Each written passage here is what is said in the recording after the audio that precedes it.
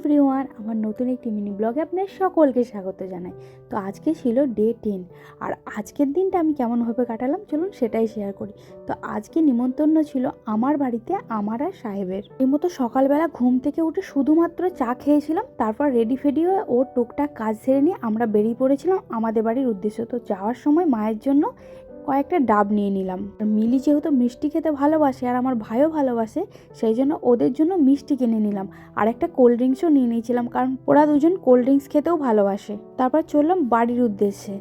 তারপর এখান থেকে মিষ্টি দই আর টক দইও কিনে নিয়েছিলাম, কারণ কার কোনটা ভালো লাগে। মনটা তো ভীষণই ভালো লাগছিল, সকাল থেকে রান্না বান্না ছিল না, তারপর আবার মা নিমন্ত্রণ করেছে, নিশ্চয়ই ভালো মন্দ কিছু করবে। আর বাপি এদিকে দিকে সোফাতে সাহেবের জন্য অপেক্ষা করছে, আর মা আমার আসার খবর শুনেই তো শুরু করে দিয়েছে খাবার বাড়া।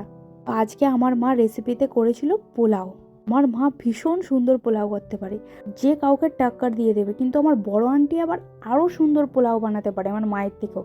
আর আমার মেজো আন্টি এত সুন্দর বিরিয়ানি করে, আমিনি আর নিজামিয়া ফেল।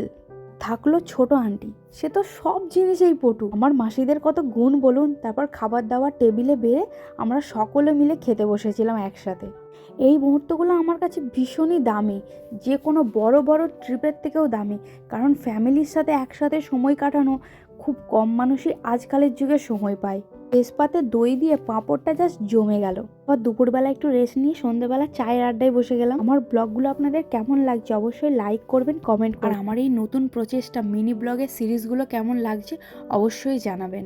আর আরও নতুন নতুন ভিডিও বানানোর আইডিয়া দিলে আমি তো ভীষণই উপকৃত হব। এইদিকে তো সন্ধ্যার সময়টা টুকটুক করে পার হয়ে যাচ্ছিল, আর ওর খেলতে যাওয়ার সময় হয়ে গেল, ইভিনিং ওয়াকের টাইম হয়ে গেল।